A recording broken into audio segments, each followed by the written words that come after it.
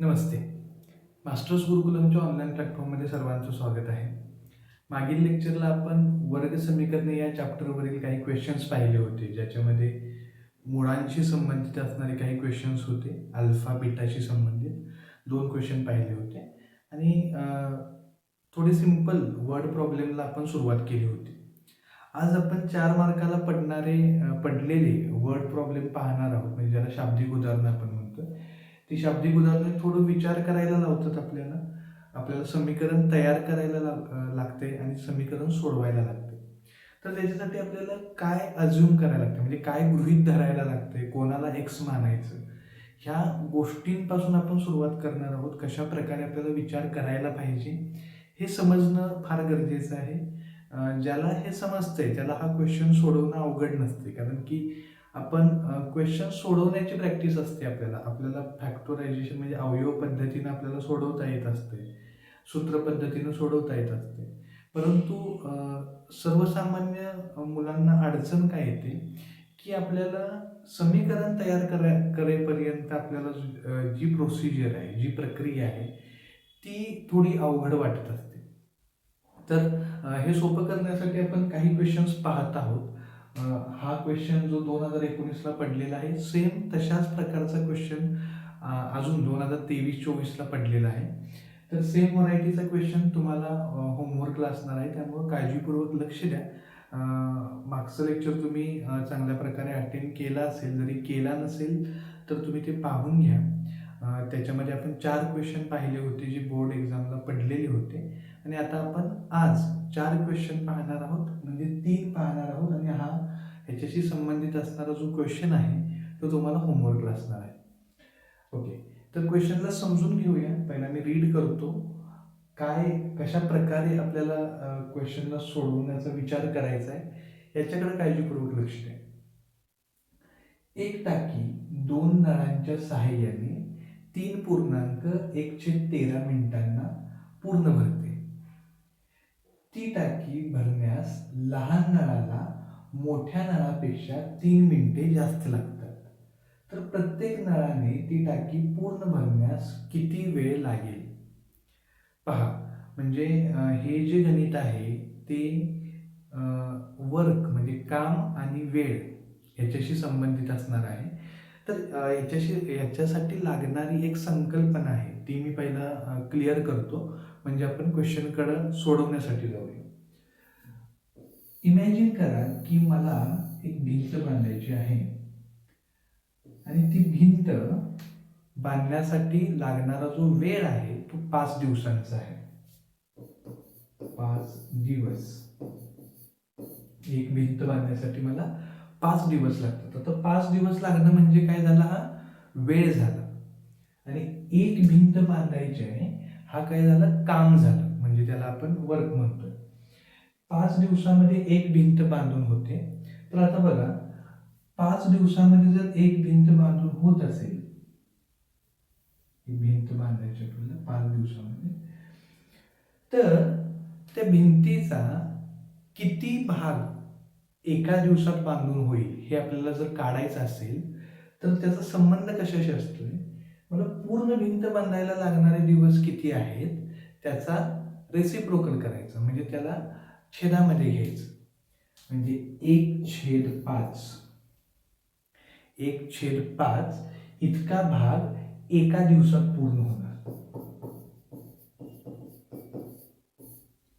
लक्षात येते? तसाच दुसऱ्या दिवशीही 1/5 भाग, 1/5 भाग, 1/5 भाग, 1/5 भाग, असा रोज 1/5 भाग जर पूर्ण झाला तर ह्या सगळ्यांची जर मी बेरीज केली तर आपल्याला उत्तर मिळेल पूर्ण भिंत ही जी आहे, जी एक भिंत मला बांधायची ती 5 दिवसात पूर्ण होईल. तर ह्याच्या पाठीमागे असणारी संकल्पना काय आहे हे समजून घ्या. जो मला दिलेला वेळ आहे त्या वेळेवरनं मला किती काम होतं हे जर काढायचं असेल तर त्या वेळेचा फक्त छेदामध्ये त्याला घ्यायचं, म्हणजे रेसिप्रोकलमध्ये आपल्याला घ्यायचं असते.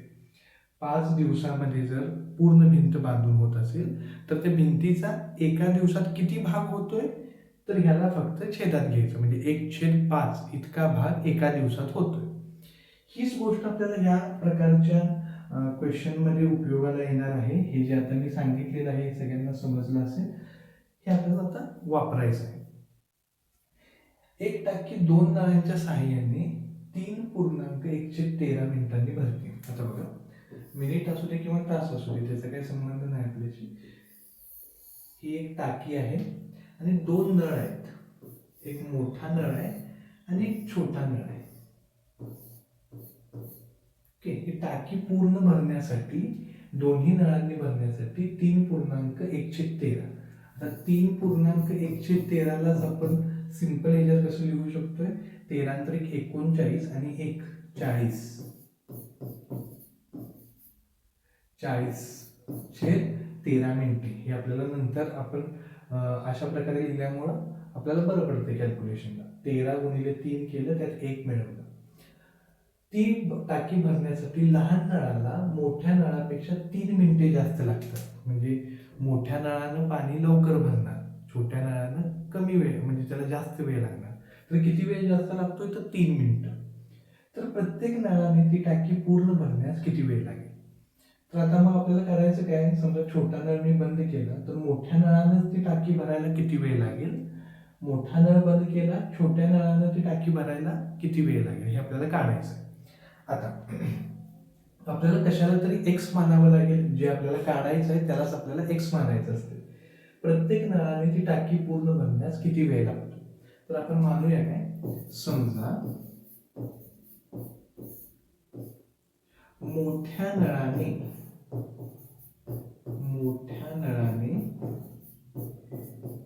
टाकी पूर्ण भरण्यास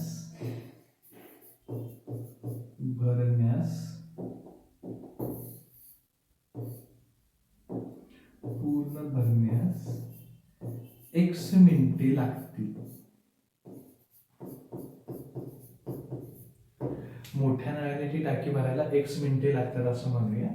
आणि दुसरं काय, लहान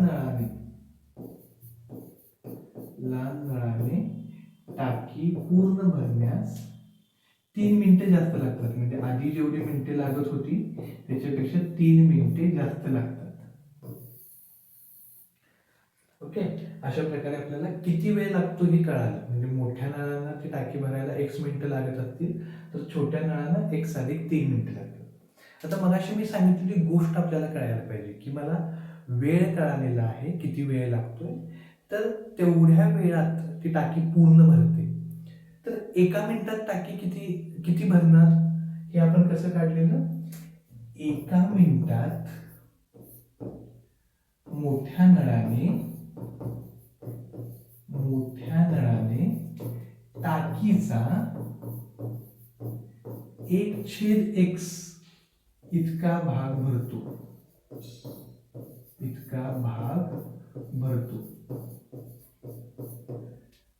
x मिनिटात पूर्ण टाकी भरते मोठ्या नळाने. तर एका मिनिटात त्या टाकीचा कितवा भाग भरणार ह्याला फक्त छेदात घ्यायचं. तसंच 1 मिनिटात लहान नळाने टाकीचा 1/x + 3 इतका भाग भरतो. हे फक्त लिहिणं समजू दे तुम्हाला. कॅल्क्युलेशन काय अवघड नाही आणि हे लिहायचं पण काय अवघड नाही. जेवढ्या वेळात भरते त्याला उलट करायचं, म्हणजे आपला तेवढा भाग टाकीचा भरतोय एका मिनिटात. आता पुढे काय सांगितले त्यांनी, दोन्ही नळांनी टाकी किती मिनिटात भरते ते दिले आपल्याला. दोन्ही नळांनी टाकी 3.113 मिनिटात म्हणजेच हे मगाशी आपण सोडवलेलं 40/13 मिनिटात भरते. दोन्ही नळ आपण चालू केली एकाच वेळी तर टाकीला भरायला 40/13 मिनिटं लागतात. आता दोन्ही नळ एकाच वेळी चालू केल्यानंतर एका मिनिटात टाकीचा कितवा भाग भरेल बघा. दोन्ही नळ चालू ठेवल्यास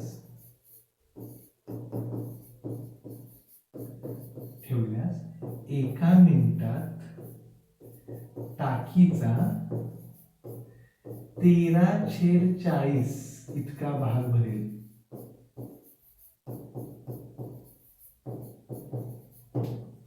म्हणजे जेवढा वेळ पूर्ण भरायला टाकी लागते त्याला उलट करायचं, तेवढा भाग त्या टाकीचा एका मिनिटात दोन्ही नळांनी भरणार आहे.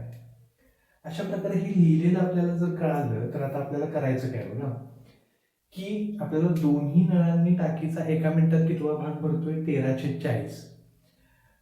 मोठ्या नळाने 1/x भरतोय, छोट्या नळाने 1/x + 3 भरतोय. ह्या दोघांची बेरीज म्हणजेच हे असणार ना, मोठ्या नळाने आणि छोट्या नळाने भरणारा जो भाग आहे तो केवढा आहे, 13/40. म्हणजे पुढे आपल्याला आता करायचं काय,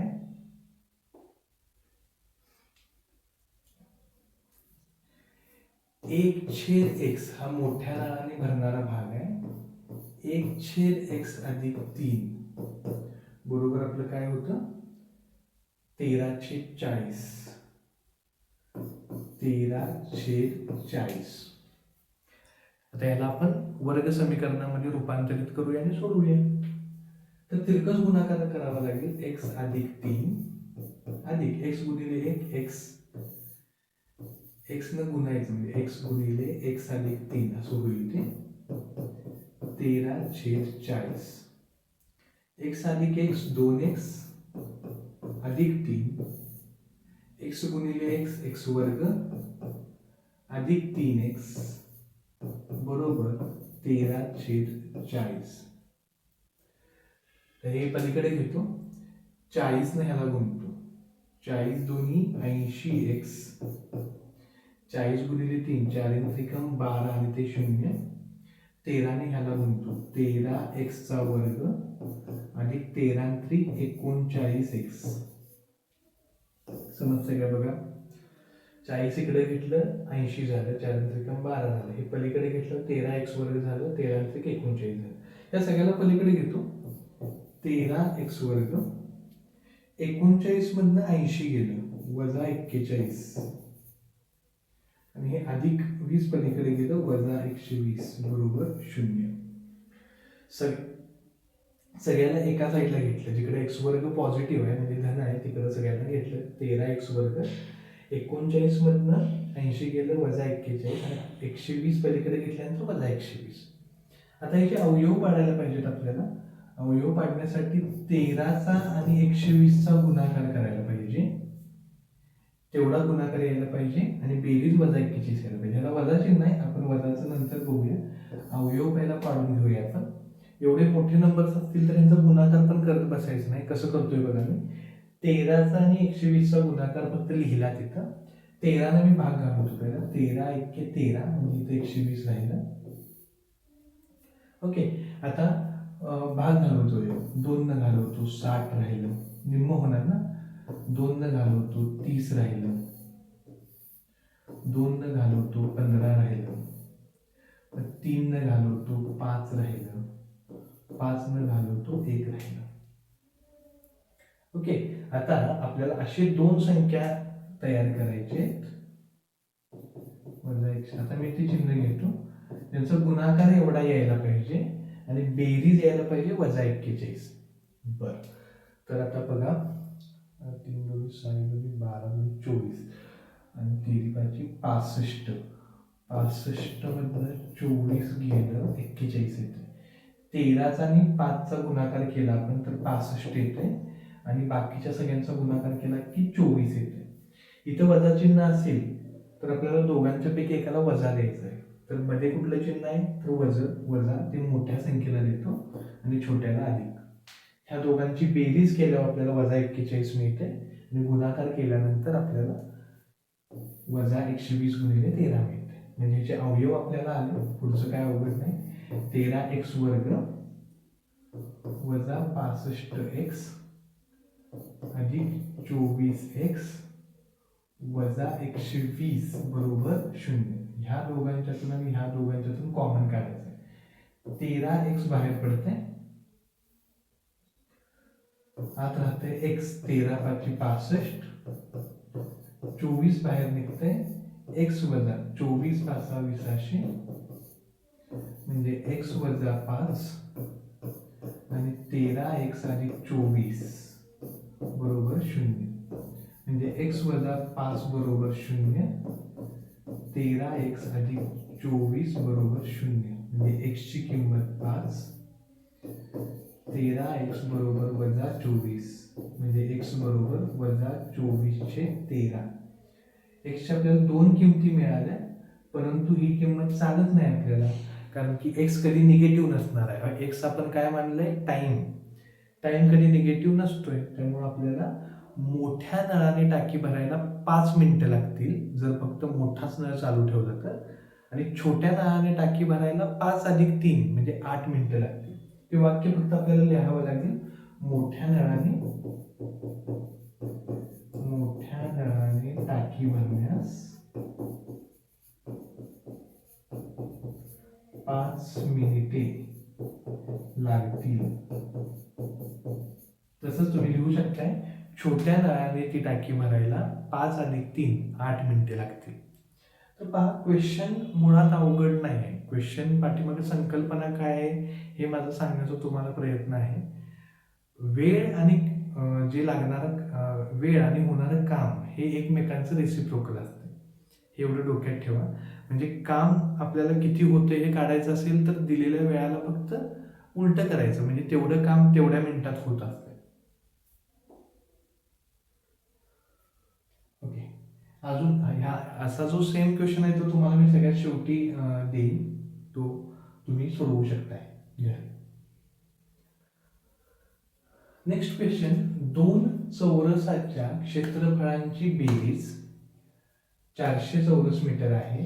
जर त्यांच्या परिमितीतील फरक 16 मीटर असेल तर प्रत्येक चौरसाच्या बाजूंची लांबी काढा. 2020 ला पडलेला क्वेश्चन आहे. चौरस म्हणजे ज्याच्या सगळ्या बाजू समान असतात असं, त्याचं क्षेत्रफळ काय असते, बाजूचा वर्ग, आणि त्याची परिमिती काय असते, सगळ्या बाजूंची बेरीज म्हणजे 4x, 4 गुणिले बाजू. तर आता दोन चौरस आपल्याला दिलेत, म्हणजे दोन चौरसांच्या आपल्याला बाजू मानाव्या लागतील. तर पहिला मी बाजू मानतो. समजा दोन चौरसांच्या बाजू x व y मानू. x हे y पेक्षा मोठा आहे असं आपण समजूया. दोन चौरसांच्या बाजू x आणि y मानूया. x हे y पेक्षा मोठा आहे असं आपण मानूया. आता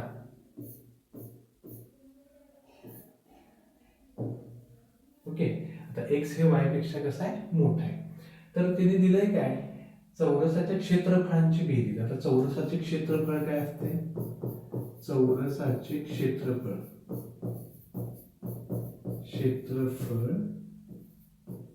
बरोबर बाजूचा वर्ग असते. आणि चौरसाची परिमिती काय असते, चौरसाची परिमिती बरोबर 4 गुणिले बाजू असते. ओके, हे फॉर्म्युला आपल्याला माहित असायला पाहिजे. तर आता आपण पहिलं काय सांगितले तिने, x चा वर्ग अधिक y चा वर्ग बरोबर 400 दिलेला आहे. त्याला मी 1 नंबर देतो.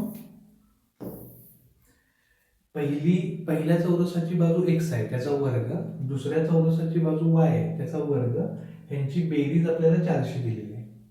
त्यानंतर त्यांच्या परिमितीतील फरक. आता पहिल्याची परिमिती किती येणार, 4x, कारण की पहिल्याची बाजू x आहे. दुसऱ्याची परिमिती येणार 4y. यांच्यातील फरक, यांच्या दोघातील फरक किती येतोय, 16. 4x वजा 4y बरोबर 16.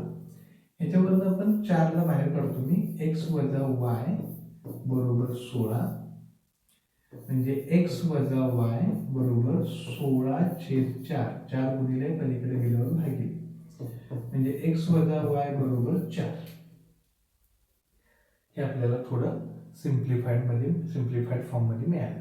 ह्याच्यावरून मी x ची किंमत काढतो, कारण की आपल्याला वर्ग समीकरण तयार करायचं असेल तर एकाच व्हेरिएबल मध्ये, म्हणजे एकाच चलामध्ये आपल्याला काय पाहिजे, इक्वेशन पाहिजे, समीकरण पाहिजे.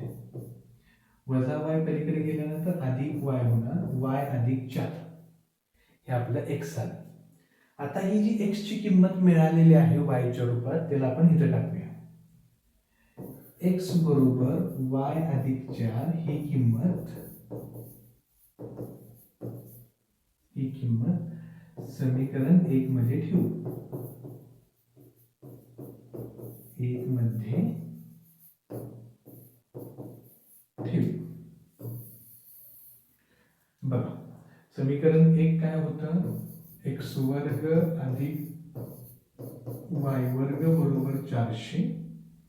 एक्सच्या जागी काय ठेवतोय आपण, वाय अधिक 4 चा वर्ग अधिक वाय चा वर्ग बरोबर 400.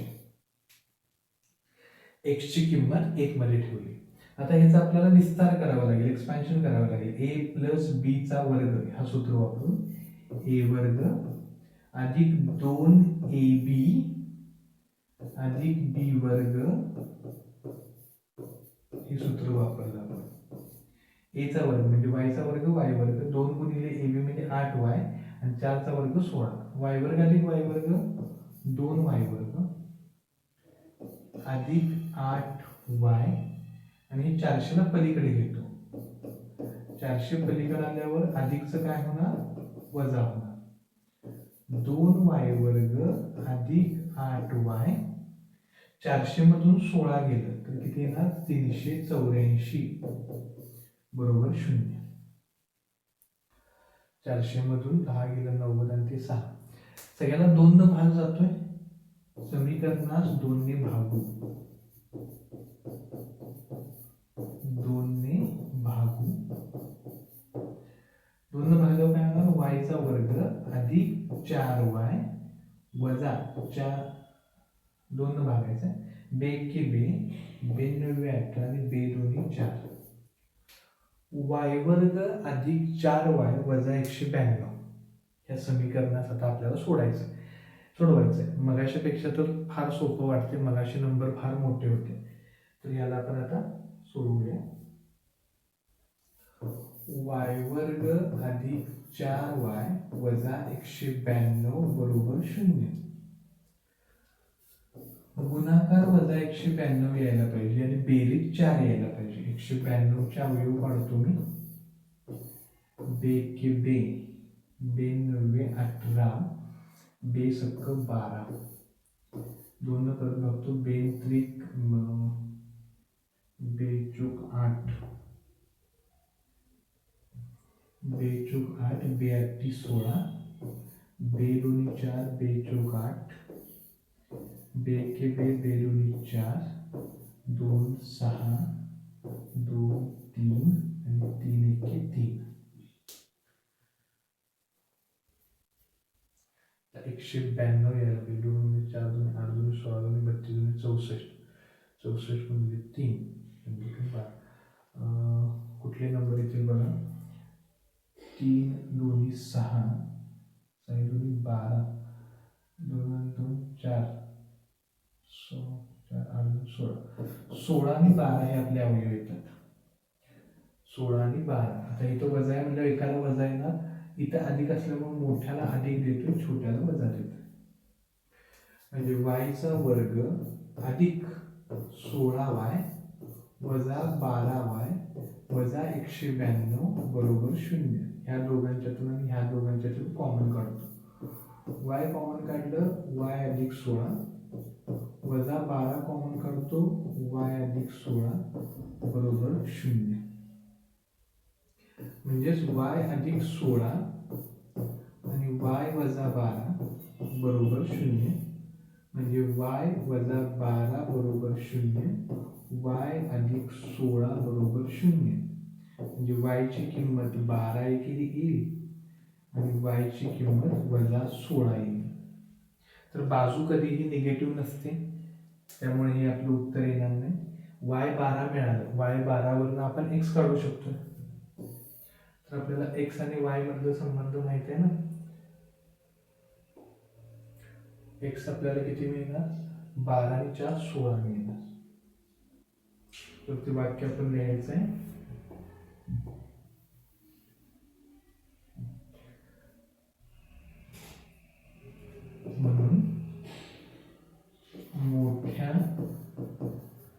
चौरसाची बाजू बरोबर 12 अधिक 4 किती झालं 16 आणि 10 ने चौरसाची बाजू किती मिळालेली आपल्याला 12 मीटर.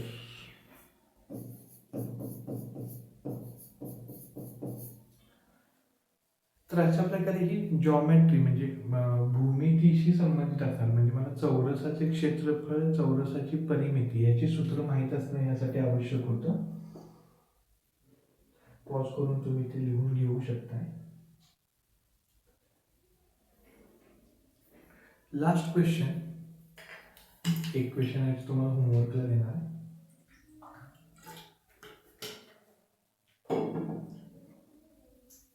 तर आज आपण जे पाहत आहोत ते सगळेचे सगळे क्वेश्चन 4 मार्काचे आहेत, शाब्दिक उदाहरणं आहेत. तर पुढचा क्वेश्चन हा अंतर आणि वेग आणि वेळ याच्याशी संबंधित आहे. पहा, एक आगगाडी एक समान वेगाने 240 किलोमीटर अंतर जाते. 240 किलोमीटर अंतर चालली ती. तिचा वेग ताशी 12 किलोमीटरने ताशी 12 किमीने वाढवल्यास तिला तेवढेच अंतर कापण्यासाठी जाण्यासाठी 1 तास कमी लागतो. तर गाडीचा सुरुवातीचा वेग काढ. ह्याच्यासाठी माहीत असणारी गोष्ट कोणती आहे?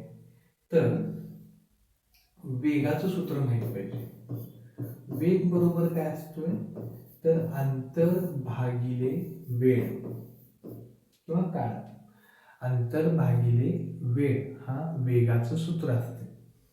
तर आपल्याला जो वेग काढायला हवा, जो सुरुवातीचा वेग काढायला हवा, त्यामुळे आपण काय म्हणूया, समजा गाडीचा सुरुवातीचा वेग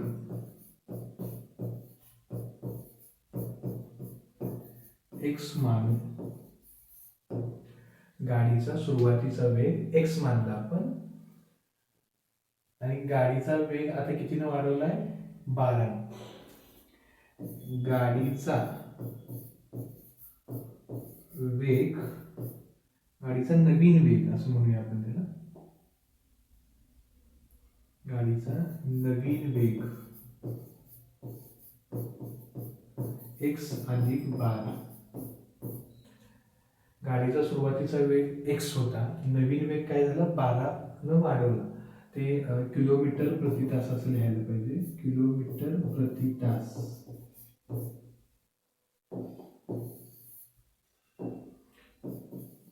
किलोमीटर प्रति तास.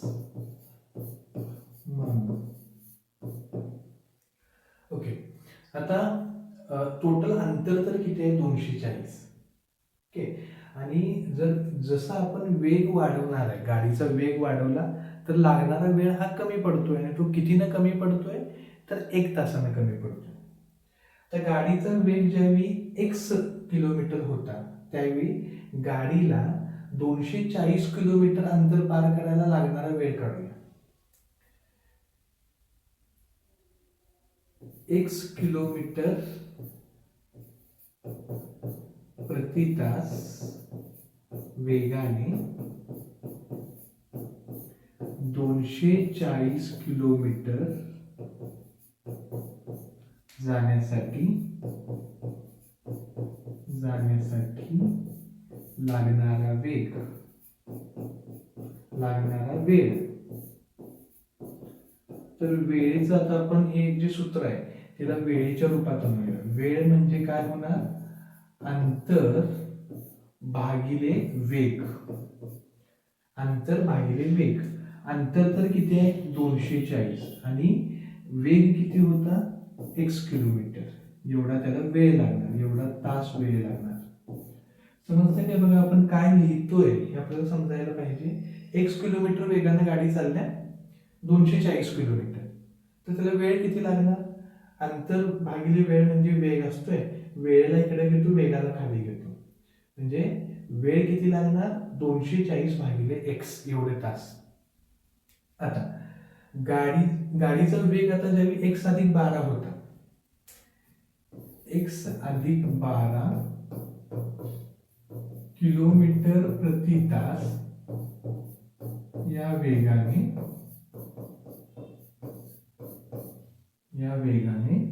240 किलोमीटर जाण्यासाठी 240 किलोमीटर जाण्यासाठी लागणारा वेळ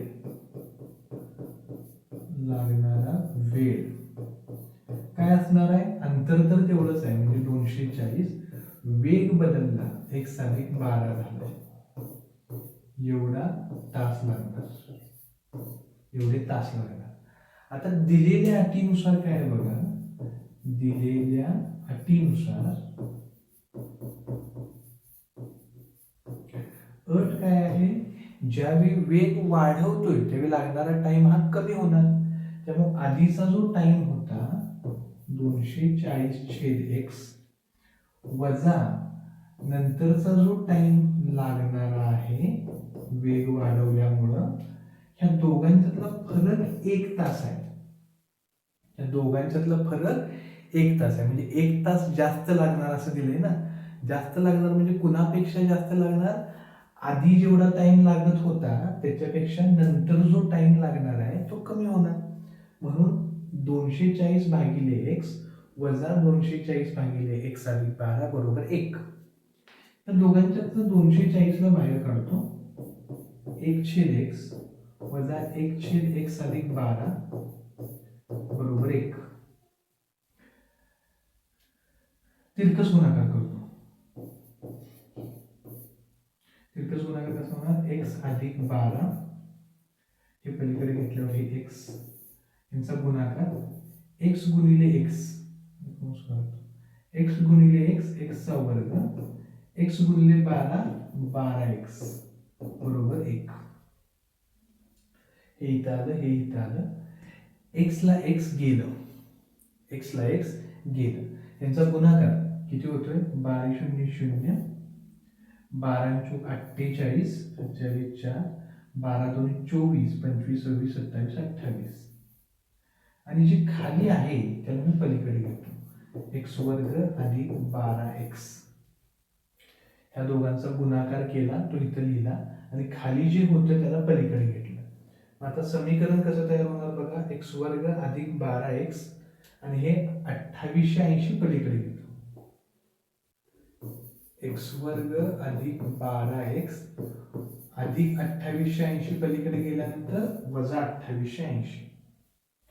x वर्ग अधिक 12x आणि 2880 ला पलीकडे घेतलं. आता याचे अवयव काढायचे. 2880 गुणाकार यायला पाहिजे, म्हणजे ती वजा पाहिजे.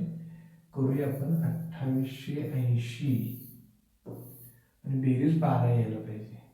2 न घालवतो 4 4 0, 2 न घालवणं भाग म्हणजे निम्म करणं. 2 च्या निम्म 1, 8 च्या निम्म 4, 8 च्या निम्म 4. तर 2 न घालवतो बे 7 14, बे 2 4, बे 0 0. परत 2 न घालवतो बे 3 7, बे 7 12, बे 0 0. परत 2 न घालवतो बे 1 बे, बे 8 16, बे 0 0. परत 2 न घालवतो बे 9 18, बे 0 0. परत 2 न गेल्यावर 45 येणार. परत 3 न घालवतो 15 येणार. परत 3 न घालवतो 3 5 15 आणि मग 5 1 5. आता आपल्याला 2 नंबर याच्यापासून तयार करायचे आहेत की ज्यांचा गुणाकार एवढा यायला पाहिजे, बेरीज 8 किंवा वजाबाकी 12. 5 3 15, 5 3 15, 12 15 15 2 30 2 60, 3 2 6 2 12 2 24 2 48. 60 आणि 48, 60 आणि 48 ची वजाबाकी 12 येते बघा. तर इथं वजा आहे, त्यामुळं मोठ्याला अधिक छोट्याला वजा. इथं अधिक असल्यामुळं x चा वर्ग अधिक 60x वजा 48x वजा 2880. ह्यातून कोण कॉमन निघतंय? तर x अधिक 60 वजा 48 x अधिक 60. इथं जो अवयव येतो तोच इथं लिहायचा, म्हणजे x अधिक 60 एक अवयवाला आणि x वजा 48 हा एक अवयवाला. म्हणजे x ची किंमत बघा, x ची किंमत येणार आपली x बरोबर 48 आणि x बरोबर वजा 60. वेग कधी निगेटिव्ह नसतोय त्यामुळे हे गेलं. त्यामुळं गाडीचा सुरुवातीचा वेग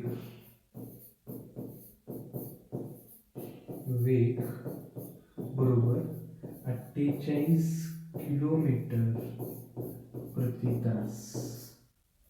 गाडीचा सुरुवातीचा वेग किती आहे? 48 किलोमीटर प्रति तास. गाडी म्हणजे आगगाडी आहे ना ती, आगगाडीचा सुरुवातीचा वेग 48 किलोमीटर प्रति तास.